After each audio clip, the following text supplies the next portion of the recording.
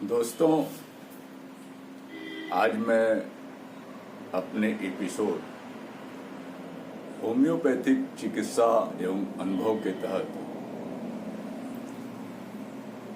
आपसे होम्योपैथ की विशेष जो बातें हैं मैं उस पर आपसे अपना विचार साझा करूंगा। इस एपिसोड में मैं ये बताना चाहूंगा कि होम्योपैथ एक ऐसी विचित्रता से भरी पड़ी है जिस पर सामान्य और असामान्य विद्वानों को भी विश्वास नहीं होता।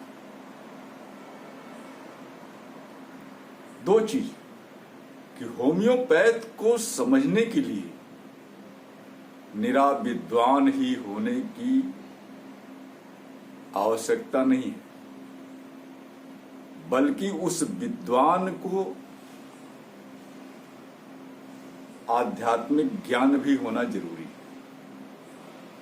वह अध्यात्म नहीं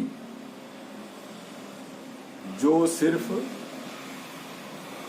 अदृश्य शक्तियों की बात करता है, उस अध्यात्म की यहां आवश्यकता होती है जो शरीर में, मानव शरीर में या किसी भी जीव जंतु के शरीर में जब कुछ ऐसी परिस्थितियां उस पर प्रभाव डालती हैं तो वह जीव या आदमी क्या सोच सकता है और क्या उसके बॉडी में कहां क्या परिवर्तन किस तरह का हो सकता है। यदि आप इस चीज को, इस मनोविज्ञान को समझने में सक्षम हैं तो आप होम्योपैथिक दवाओं के क्रिया विधियों को समझ सकते हैं और उसके विचित्र लक्षणों को भी समझ सकते हैं। मैं आज सिर्फ बात को आगे बढ़ाते हुए ये कहना चाहूंगा, मैं एक दवा पर आपका विचार कंक्लूड करूंगा कि माना कि एक आप साधारण व्यक्ति हैं या यूं मेरी तरह होम्योपैथिक चिकित्सक भी हैं और आपको, माना आप पेशेंट हैं, आप बिल्कुल भले चंगे अच्छे हैं, कुछ भी नहीं हुआ है, आप अपने को बेहतरीन महसूस कर रहे हैं, खुश महसूस कर रहे हैं, लेकिन कुछ ऐसी बातें एकाएक हो जाती है। एकाएक आपको बुखार हो गया, एकाएक आपको सर्दी खांसी हो गई, एकाएक आपको पेट में दर्द होने लगा, एकाएक आपको पतली टट्टी होने लगी, एकाएक आप बेहोश हो गए, एकाएक आप जो है कि एकदम चक्कर आ गया, आप गिर गए, एकाएक ब्लड प्रेशर बढ़ गया, एकाएक ब्लड प्रेशर लो हो गया, एकाएक आपका दांत लग गया। कुछ भी काम जो अचानक और एकाएक हो जाए। अभी आप भले चंगे हैं और 5 सेकंड के बाद ऐसा हो गया। तो आदमी के शरीर में कोई भी चीज अगर एकाएक हो जाती है और भयंकर स्थिति में होती है, नहीं कि धीरे धीरे हो। अगर आपका दर्द हुआ तो इतना भयानक होगा कि आप सोचेंगे कि मेरी मौत अब निश्चित है और आप कहेंगे भी अपने परिजनों से कि जल्दी डॉक्टर बुलाओ, नहीं तो मैं 1 घंटे 2 घंटे 5 बजे 6 बजे सुबह तक मर जाऊंगा। आप अपने मृत्यु की घोषणा करते हैं, मरीज अपने मृत्यु की घोषणा कर देता है, समय निश्चित बता देता है, यानी इतना वो परेशान रहता है कि अब उसे नहीं बचना है।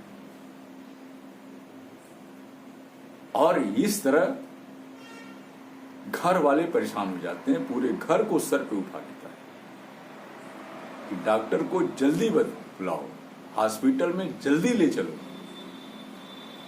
नहीं तो मैं बहुत जल्द ही तुरंत एक निश्चित समय बता देता है, निश्चित घंटा बता देता है, निश्चित दिन बता देता है कि फला अगर डॉक्टर आप नहीं बुलाए तो फला समय तक मैं नहीं रहूंगा।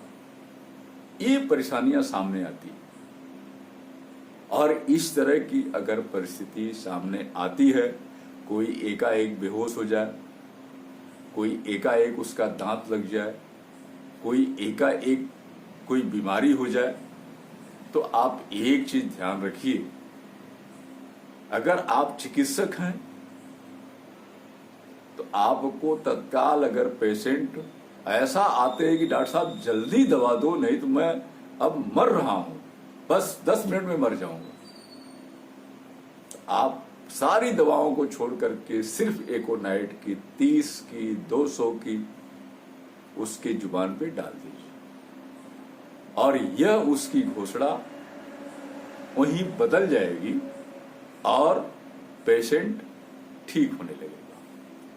और 10-20 मिनट के बाद जहां 1-2 खुराक आप डालें, जैसा पेशेंट की स्थिति हो मरीज की, काफी उग्र है तो आपको 5-5 मिनट में दवा देनी पड़ सकती है, तो वह बिल्कुल भला चंगा होके चला जाएगा। और आप अगर अपने आप से घर में इस चीजों से बचना चाहते हैं, आप देखिए ना, मौसम बदलता है, तुरंत सर्दी हो जाती है, छींक आने लगती है, नाक से पानी गिरने लगता है, पेट बहुत ठंडा से आए, पेट में दर्द होने लगता है, आप उस तुरंत अगर एकोनाइट 30 रखे हैं तो आप उसकी 1-2 बूंद जरूर डाल दीजिए और मरीज को तत्काल आराम हो जाएगा, वो बीमारी रुक जाएगी।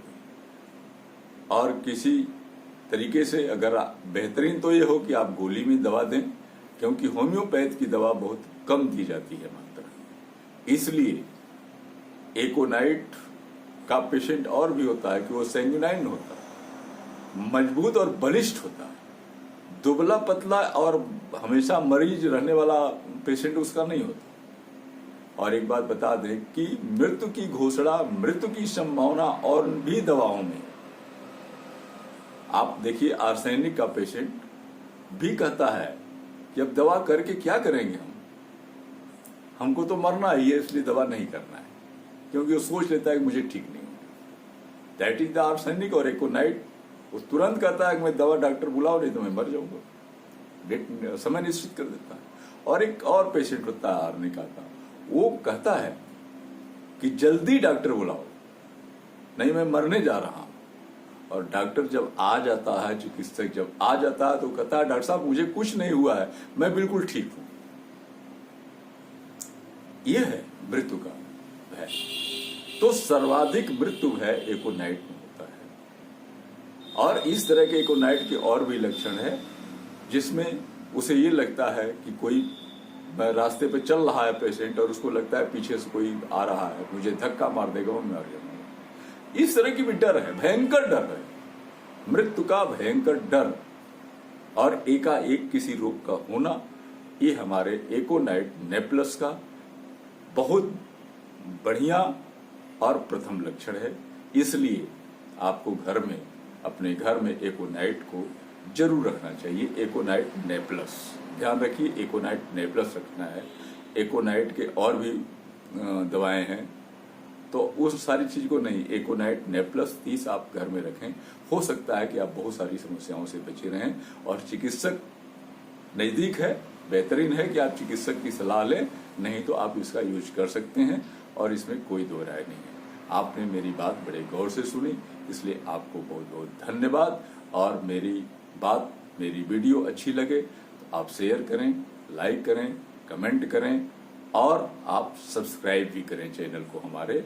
और आपको कोई ज़रूरत हो तो मेरे मोबाइल नंबर पर आप हमसे सलाह ले सकते हैं। नंबर है मेरा 99 36 93 78 35। पुनः सुन लें, 99 36 93 78 35। आप सभी लोग को बहुत बहुत धन्यवाद।